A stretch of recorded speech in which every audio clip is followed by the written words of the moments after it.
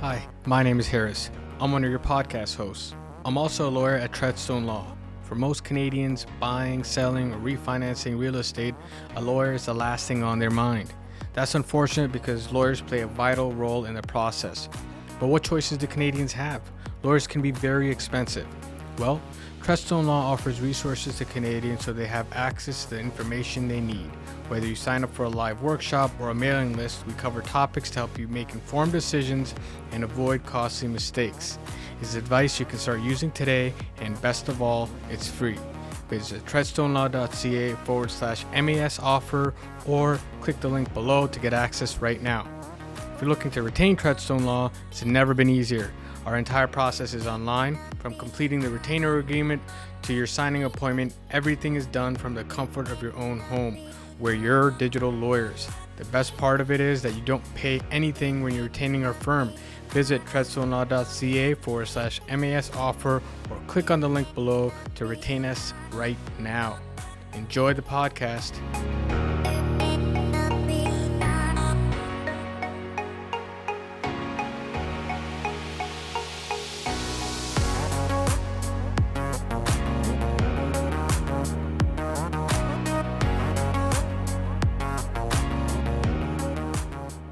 Welcome to another episode of Hustle and Grit. Today on my podcast I have Steve Dainard. Steve is the mortgage guy from Niagara. The reason I have Steve on my podcast, I went through his, and I'm going to dive right in, I went through some of his profiles. I really love the online presence that you have in terms of just your videos and everything on Facebook. I've seen that you've got a tremendous amount of experience. So why don't you give my listeners just kind of a run through as to how you got into the industry, and more specifically, a little kind of insight, and I guess this is a loaded question, a little insight on your Facebooks and your shout outs, because I saw those videos. I really like those. So why don't we just start off with how you got into the industry? Okay, yeah. So I actually worked in Toronto for 30 years with government, and we wanted to relocate to Niagara, kind of more in retirement. And so I was only 49 years old, and I was like, what am I going to do with myself? And so I worked in finance, and somebody had said to me, well, what about mortgages? And I was like, oh, that sounds kind of cool. So somebody worked for me. His wife was a mortgage broker, and we connected for dinner one night. And she told me a little about the industry. It sounded appealing. I got my certification while I was still working, and kind of dove into it. And best move I ever made. Well, I mean, Yeah, like you've got a lot of no accolades. looking back, right? Yeah, so you've got a lot of awards. So you've been certainly greeted with a lot of success. Yeah, for But sure. so what then? So it was somebody who introduced you to it. Was it just because of that, or is it also you're moving, you don't want to work with where you were before? What kind of made that decision? Because the thing is it's a big jump, right? You're going from 100%. a government job to somewhere where you're kind of working for yourself. So it's not something small to make that big of a change later on in life. Just from a business perspective, not necessarily from a perspective of information and input and all of that. Yeah, so, like I said, we were always going to retire to Niagara, and my wife's mother passed away very suddenly, and we were kind of faced with what are we waiting for? We're waiting for this Mm, date that may or may not happen. Should we just take a dive now? So we literally took a leap of faith on, I commuted, quasi commuted between Toronto and Niagara for 2.5 years before I actually did retire. And so I think that contributed to my need to be more home based. And I had an option to retire with a full pension, regardless of age, once I hit my 30 years. And so I saw that as an opportunity to, have a lifestyle improvement And then, but I recognized that at 49, I still had a lot of productive years ahead of me. And what was I going to do with that time, you know? Yeah. And I was looking for something that, resonated with my personality style. I really like people. I work with a lot of people in my job.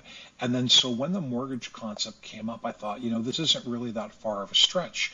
I just need to learn the legislative component, qualifying deals, working with lenders. But as far as Hmm. the people component was concerned, I really saw that was a really great fit for me to help people understand what their mortgage options are and give them the best advice that I can. So that was kind of more what I was in it for. And what it turned out to be was so much more than that. What I found is that, because Niagara technically is still relatively a small market compared to, Toronto, Vancouver, et cetera, that even in a smaller market, you can create a niche within that community and also really add value and still have a thriving, productive business and have a fulfilled, balanced life as well. So it really was a blessing in disguise. I didn't search for that initially, but ended up what it's going to be. And I know in my heart that as long as I am healthy and able to still work, in this industry, I will do this until the day that I die. I absolutely love it.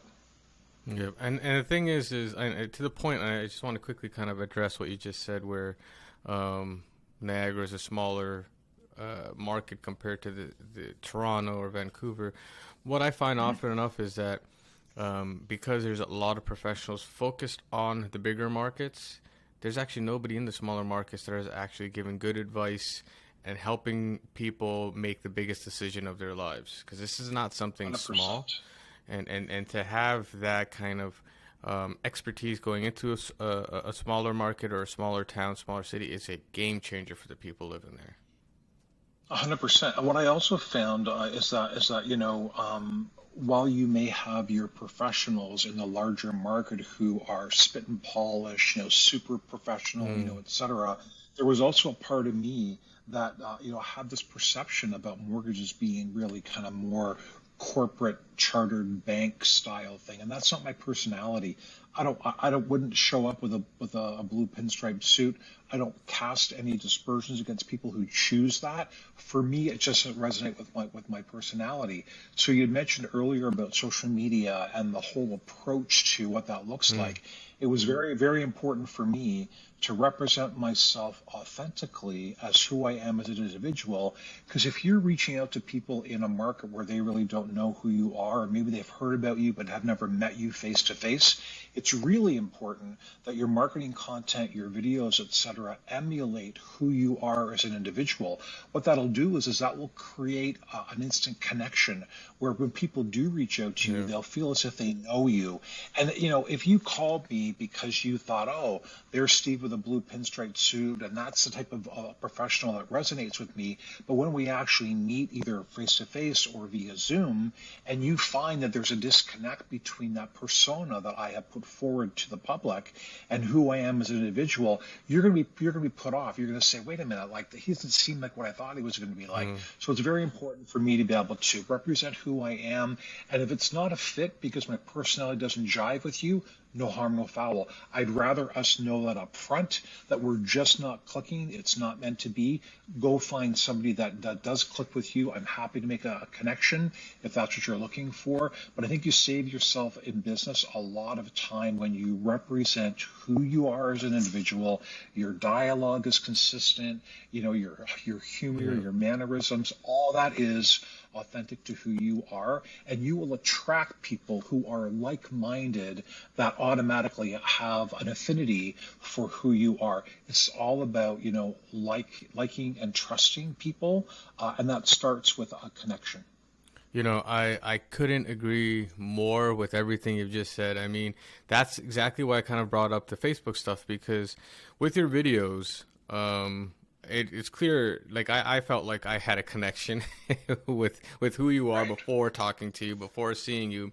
I kind of felt like, you know what, I know Steve, and Steve's very relatable, and it's Right. somebody that I can have my guard down and actually explain and talk to about things that are very personal to me, which is one of your biggest, I guess, purchases, biggest assets. When you're managing your money, it's one of the biggest decisions that you have to make in your life. And one of the things that you kind of like pointed out, and I repeatedly tell all of anybody who's asking me, and when I say anybody asking me, I mean like the end client when they say, "Hey, listen, what's the lowest interest rate you can get?" I find that to be very annoying. I'm like, you're thinking of a mortgage that's two, three, four, $500,000, $1 million in some cases, and you're thinking of saving $50 for a payment in a month. And I'm not trying to shy away from that, and that's something that you should ignore, but the 100%. reality is, and correct me if I'm wrong, you're in a better position to say this or speak about it, is that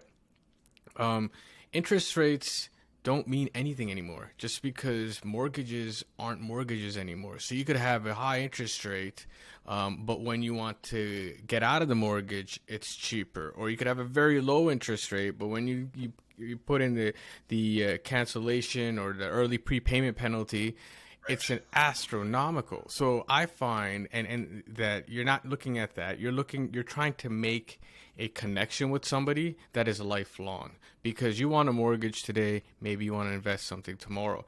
Maybe your kids are going to college after and you need to get a line of credit.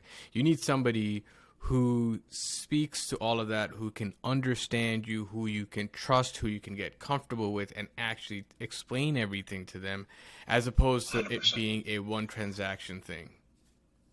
Well, so, and there are a lot of people out there in the mortgage space who do treat their businesses more from a volume perspective. So they recognize, the importance, for the best rate, et cetera, that's out there. And then, so if that's their business model, great. They want to put through large numbers of transactions.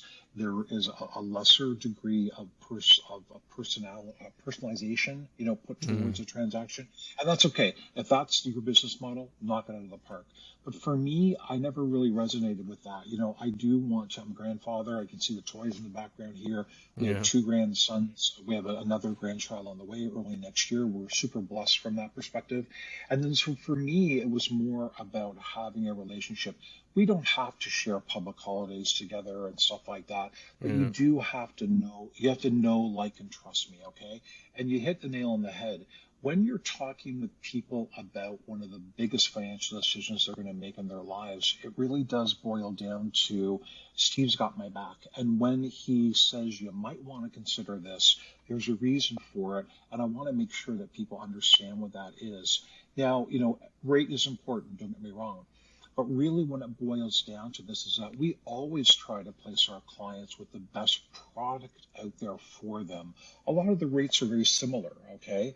I know statistically that about 3.7 out of 10, sorry, I know statistically that almost 70% of people out there will have a need to break their 5-year mortgage term Mm, at around 3.5 and about 3.9 years. Okay. So what that means is that you will be in a position where you will have to deal with a prepayment penalty. Okay. yeah. That's almost 7 out of 10 people will have to deal with a prepayment penalty at some point. That's a really big percentage. Okay. Yeah. So if I put you into a product that is the lowest rate possible, et cetera, and I know statistically there's a 70% likelihood you will need, before the end of your 5-year term in order to be able to break, that I need to make sure you fully understand that no frills, low interest rate mortgage comes with a cost. Okay. And you hit the nail on the head for $50 a month. And again, I want to save our clients everything. And that's why it really boils down to not only what your needs are for today, but also to Mm, what are your short, mid and long term goals. If you know 100% you're not going to need to upsize, downsize, relocate, have marital changes, whatever, the issue is, well, then great, let's get you the lowest rate that we can. Okay. But I think when we put that in that perspective, people want to have some flexibility. They don't want to be owned by their mortgage. They don't want to feel that, in 3.5 years, if I go to break and I call my lender, and typically, not to poo-poo charter banks because we sell some great charter bank products as well. Typically, the chartered banks do have a higher penalty. So to be able to find out that's going to cost you X number of thousands of Mm, dollars to break away from that mortgage contract, that's not a good position to be in. It means you're changing your lifestyle. You're changing your goals. Maybe we're going to wait for a year and a half until we get the bigger mm, house, but we got a baby on the way. That might not align with who you are and what your plans are. So we want to try to be able to provide our clients with as much flexibility up front, and also too, knowledge is king. People just don't know what their options are when it comes to the mortgage process. How their credit works. We do a lot of consultations with clients around credit, trying to be able to put themselves in a better position so that they can access best products in the future. And we don't get paid for that. That's just something we mm. do because we believe in relationships. I also know statistically, okay, that one happy client will create three new deal opportunities for us. So if I think about that, if I'm thinking about, hey, I got to make sure that everyone is happy with the service that we provide, the products they got in, the process, et cetera, et cetera. If you think about that threefold return on that investment of your time with regards to your process and giving your clients what they're looking for, that's a game changer. I don't need to advertise anymore. I need to Mm. focus on my clients. So I think a lot of mortgage people and salespeople lose sight of those really easy, low-hanging fruit opportunities to be able to grow their business. Yeah, and I also feel like just what you said with the banks again. I'm not anti-bank. I love banks. I work with banks all day Sure, long. But absolutely. one of the biggest things is if I walk into a bank and I find somebody who's really good at their job, chances are when I have to come back, they're not going to be there. They're going to be promoted, right? So for me, it's always been I want to build a lifelong relationship where it takes the stress out when you can lean on someone and say this person is going to help me out. And it's kind of like, to quote, in a way, it's an analogy where Steve Jobs said, if you want to, for example, expand your business, right? Hire good people and get out of their way. And I feel like that's the same thing that everybody should be thinking about when they're thinking about a mortgage. You should be taking the advice of somebody you know and trust, find somebody good, and then get out of their way. And then have them kind of walk that journey with you for the rest of your life because they've seen your file, right? If somebody comes back to you, okay, well, so and so they had their first home this year. Then they refinanced this year because they needed X, Y, Z. Now their kid's going to college. They need to get a credit line. You kind of understand their needs, and all of this is underrated. You know that, hey, their risk tolerance, maybe they are up all night because the Bank of Canada news is too much for them. Maybe they need some advice, and if you give them that advice, it'll help them sleep better, and then they can still take the variable, and they can, So there's like so much more to it than just a mortgage. I feel like this is something, and I can't emphasize this to all my listeners, is that you have to take on the advice and kind of work with great people that you trust. Spend that time understanding them, making sure that the communication's there, and then get out of their way. For sure. I also too think that it depends upon it really, people process information in different ways. It's important to understand, are you the type of person who, wants a lot of data? Are you the type of person who is kind of like a Mm, high, processing global thinker? Give me the Coles notes on it, and then get out of the way type thing, right? So I think it's important to understand, what your client's preferences are as far as information is concerned. Sometimes I make, the mistake of providing too much information, because the way that I am processed is I would feel terrible if somebody said to me, "Well, you never told me that." And mm, it affected, the outcome or whatever, right? And it's not that that happens very often, but I really would feel terrible if I thought there was more that I could do to help somebody make an educated decision. So, I tend to err on the side of caution and have people fully understand, like, listen, This is the risk associated with this decision. Yeah. Here are the positives, and then if you have any more questions, let's talk about it more. If you feel you have enough information to make a decision, we'll then pull the trigger and move forward. Like for example, one thing we never do is we never will tell clients to go in firm. We'll never tell clients, yes, Mm. you're good. You can waive, condition for financing. What we do is we talk about them from a lender perspective, and we give them the big picture to be able to say, here's what the lender's asking for, here's what we provided, we're broker complete on these items, here's what's still outstanding. Let's talk about the risk associated with your decision to be able to make to say, I'm going to waive condition for financing. So again, because there's a liability perspective, if somebody said, well, I really had no idea how the process worked, and Steve told me that I could waive condition for financing, and if there's an Mm. issue with that particular deal, I'm not prepared to be able to take that responsibility on. So we really Yeah. go overboard on making sure people fully understand the implications, if any, with regards to the decision. It doesn't happen that often, but especially in a market that's, for example, highly competitive like we were last year, there was a Mm. lot of people who were going in and they were, wanting to be able to go in, firm with no conditions. And I'm like, you're a first-time home buyer. And like and the market is super overvalued, right now. And is an appraiser going to come in, and you don't have the Mhm. resources to be Yeah. able to support that? That's a really big decision to make. And so I remember one of our clients specifically, super great guy, and he got his first home last year. He ended up doing an equity takeout to buy a rental property. He was being really discouraged around the fact that everything he went and saw was in competition. And I said to him, I said, listen, I said, you need to say, here are my parameters that I need to have in place in order for me to buy a house today. Mm. And you need to stick to it. You can't let anybody muscle you into making a decision that goes against because the market is competitive. And to his credit, what actually ended up happening was he waited, and yeah, they looked at a lot of houses, but our conversation really resonated with him. He was Mm. not prepared to take the risk. He put a condition of financing in. He got a house that was better than the houses he was looking at before at a competitive price.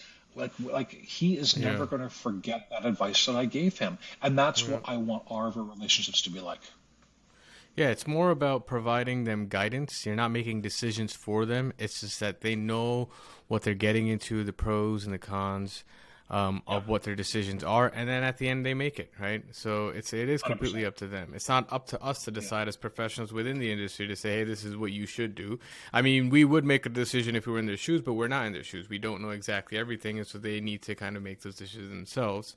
But changing gears a little bit, I want to talk sure. about a little bit about um, working with you and getting a mortgage with Steve. Like, what is that customer journey? How is it like to get a mortgage? Are you completely remote, or do people have to come into your office? What is it Good like, and question. how does everything set up? How early do you think people who are planning on buying, should they be contacting you? What's kind of that entire process? Yes, so great question. So, we did have an office location in St. Catharines a couple of years ago, but with COVID, nobody was using it. So I was spending money on stuff that somebody's using. So we shut that down and we moved remotely. And honestly, I love, working virtually. I recognize it's not for everyone. So we do Mm. meet in person. If that's what if you're really strongly wanting to be able to meet face to face, we have no issue with that at all. We have a location that we can utilize whenever we need it, and it's in St. Catharines as well. Or if you're comfortable with you coming to your house or meeting for a coffee, whatever works for you, we're happy. Mm-hmm. But our reflex, our go-to is virtually. So we have secure online mortgage application document collection, system. We really do recommend that if people are getting a pre-approval, let's kind of look at your affordability now. We ask for all documentation up front as if you had a live deal and you had an accepted purchase sale agreement. Yeah. It's very important, that we understand that there's no anomalies or issues that are going to come back. It's not that people are going to, fraudulently say, I make $100,000 a year, but when we actually look at the documentation, they're really a big component of that is overtime, and there's not a 2-year history of that, so we can't use $100,000. We want to know all that up front. Okay, we want to get ahead of that potential curve. We don't want clients to move forward thinking I'm qualified for this amount of money because my income is X number of dollars, and then we put an offer in, I fall in love with a house, to find that when we get the more detailed documents, you don't qualify for that level anymore. So we ask for everything up front. Some people push back on that, and honestly, I have no problem saying I might not be the right fit for you. This is why our process is the way that it is, okay? Yeah. I don't want you to be able to put yourself in a position of liability, so that when we find that by the time we get your letter of employment and look at your pay stubs deeper, et cetera, to find that, the value you represented on your application was overstated. And again, people just say, hey, how much money did you make last year? $100,000. They assume that's the number they should go with. They don't know that maybe we can't use all of that because there's variable income above a base or guaranteed level that won't qualify from a lending criteria perspective. So again, we want to do that all up front, and we try to be able to make it as easy for people as possible. Until recently, we also subscribe to a service where you can get your NOAs, et cetera. I know the industry is kind of going through a little bit of like a roller coaster on whether those services are going to be able to utilize that again, but we were utilizing a great service that we absolutely loved.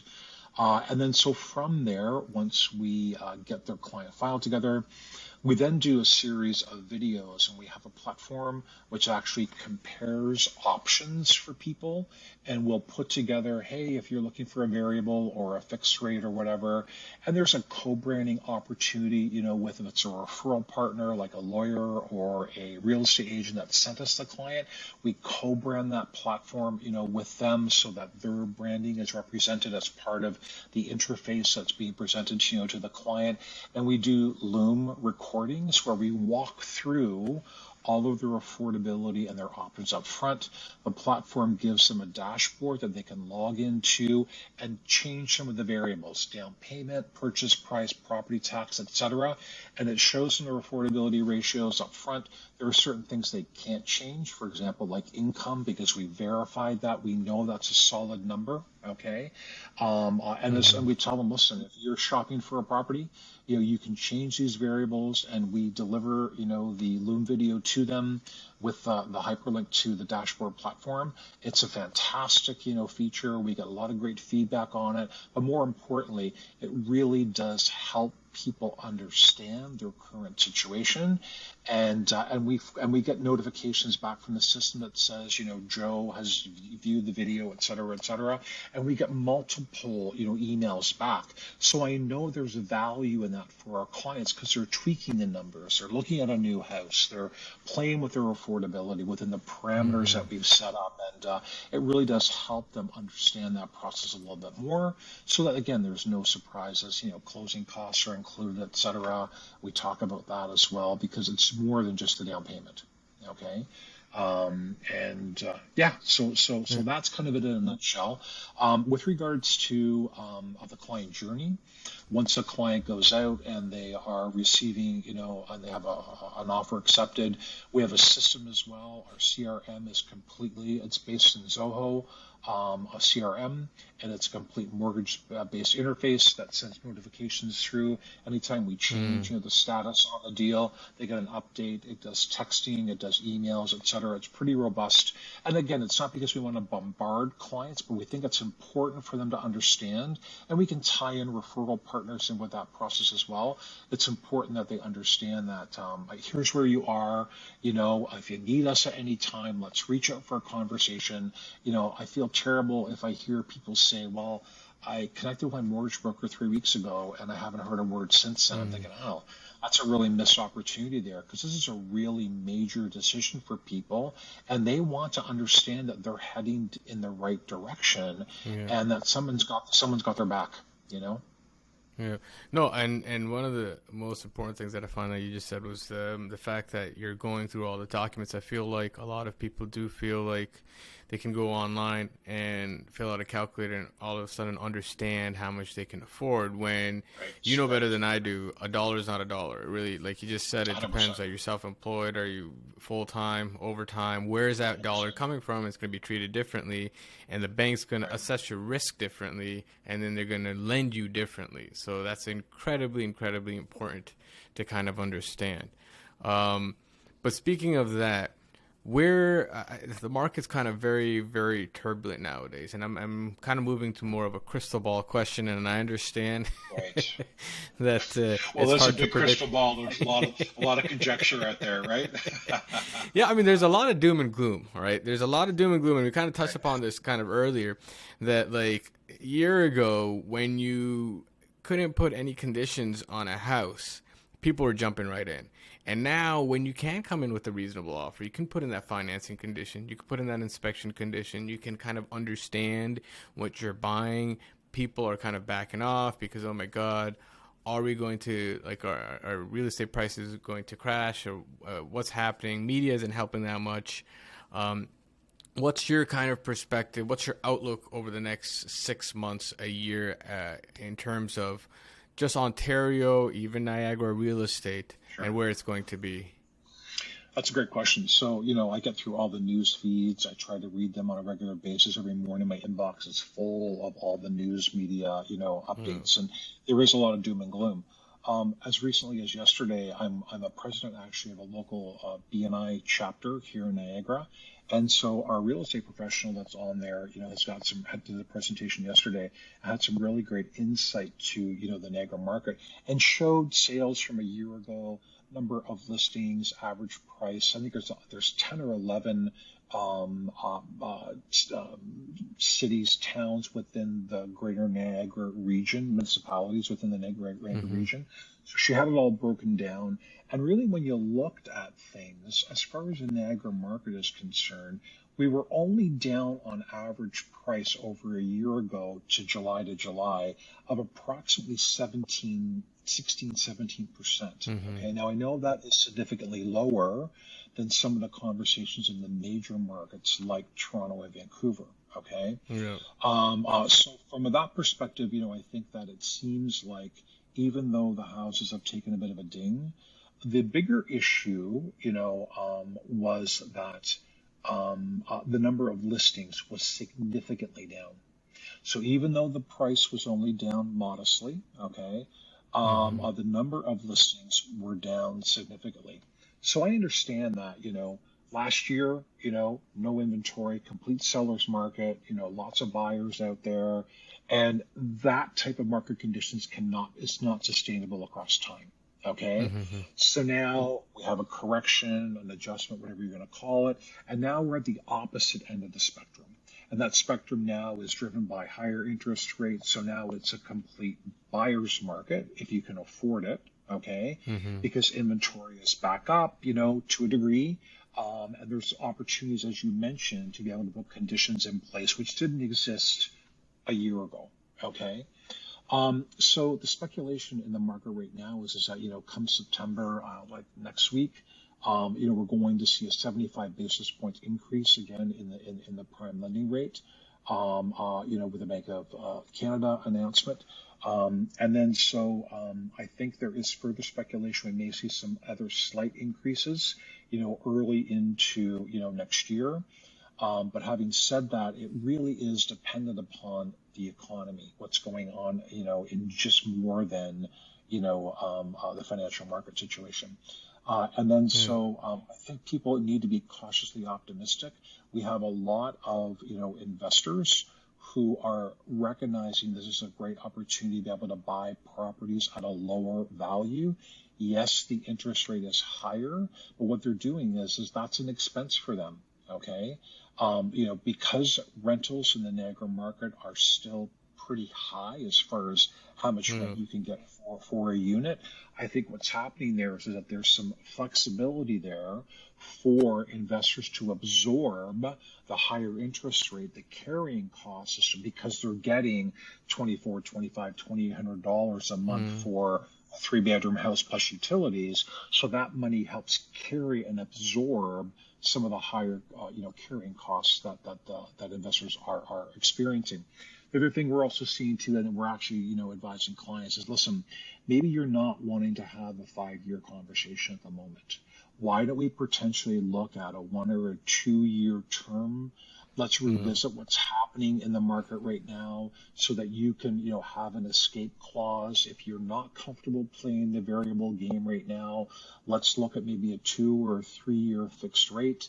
And then let's revisit this once the market's had a chance to ideally normalize a little bit, come back down into reality, or you're then going to be faced with, the next stage. And at the end of the day, as long as you're a great client, et cetera, it's reasonable to assume that, your mortgage, you're going to get a renewal offer from your current lender. So that could be worst case scenario, depending upon what's happening in the market. So, I don't think there's potentially, a lot of risk with a strategy like that.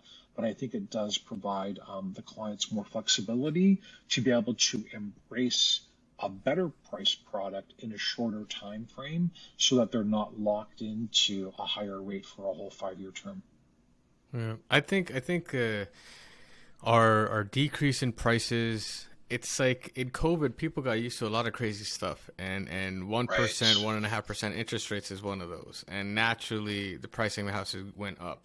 And this coming down, I think there is the media reports doom and gloom, but I just feel that we're normalizing, and the prices coming down is a direct correlation with the interest rates. It's not that we have oversupply of houses. It's not that we don't have we have a lot of unemployment because rents are going through the roof. Like, it's just that it's predominantly the factor of the interest rate. And to your point, for investors, I feel like it's one of the best times. It's just because as soon as if the interest rates do go down again, you get a jump in the equity because it's kind of an inverse relationship.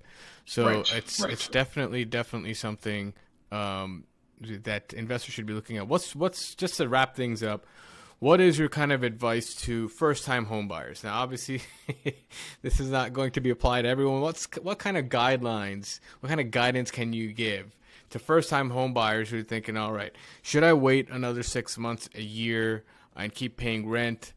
Maybe house prices are going to be lower. Should I start thinking of buying now? Should I buy in 3 months? Like, what's kind of your advice to them and how they should approach this? So honestly, at the end of the day, everyone knows that the best time to buy a house was yesterday. Yeah. Okay, and and especially in a market that is cyclical, that has ups and downs. You hit the nail on the head. The challenge is that in the real estate market, with interest rates being so low for such a long period of time, it's created this false lull in the cyclical market. Okay. Well, now, we're kind of getting back to more norm. And so people are going to have to adjust. So I think that, for first time home buyers, your best option is to get a pre-approval in right now. Okay. Start seeing what, your level of affordability is. Go through that complete underwriting process that we do, for our clients. Understand what the bottom line is now. Take a look. Maybe there's something in your current market because prices have come down that you maybe didn't know you could access. Okay. We also work with a lot of first-time home buyers who are having family help them in the qualification process. Okay. And so we're seeing the bank of mom and dad come forward, adding additional, additional income to qualify the deal. So what we do in that situation is, even though we're using the benchmark to qualify, your affordability, what we're saying to clients are saying, listen, even though you're qualifying on paper for 2% more than what you're actually going to be paying, okay, if mom and dad are coming on to be able to help you in the qualification process, the reality is that mom and dad aren't the ones making the payment month to month. So we'll give them 2 sets of comparisons. Mom and dad on the deal, here's your affordability, here's your ratios. But if mom and dad weren't involved in the deal and we take off the benchmark buffering, we want to make sure that you still are affordable with the first time home buyer's income, so that they can actually make the payments regularly. So we don't want to get people into a higher or inflated payment because mom and dad are helping them qualify for more money if truly their cash flow does not support that. So we'll have that conversation with them as well to make sure that they can truly afford this in reality, moving forward. And then, the other big piece of advice is save, save, save. Okay, because ideally, the more resources you have available for you, the easier it's going to be. And as part of that pre-approval process, if there's any credit anomalies or issues that we need to be able to work on to try to be able to strengthen credit, now's a really good time to have that conversation. If we wait 4, 5, 6, 7 months until the market gets better or whatever, and then we find at that time when the market is better, there was a credit anomaly we needed to deal with, and we could have gotten a jump on it 6 months ago. Yeah. Well, why wouldn't we have done that 6 months ago? So I think it's really important to dive in now, understand what your current situation is, and develop a plan moving forward, whether that is credit improvement, strengthening, additional funds, additional overtime, whatever that looks like. Okay, let's make that part of the plan moving forward, so you can set yourself up for success when the timing is right, when everything aligns for you. Well, that's some awesome advice and an awesome way to wrap up the podcast. For any of my listeners who want to get in touch with Steve, depending on where you're listening, either his contact information is going to be below or on the side. Thank you for coming on the podcast, Steve. Awesome advice. My pleasure. Well, thanks for inviting me, and have an awesome day.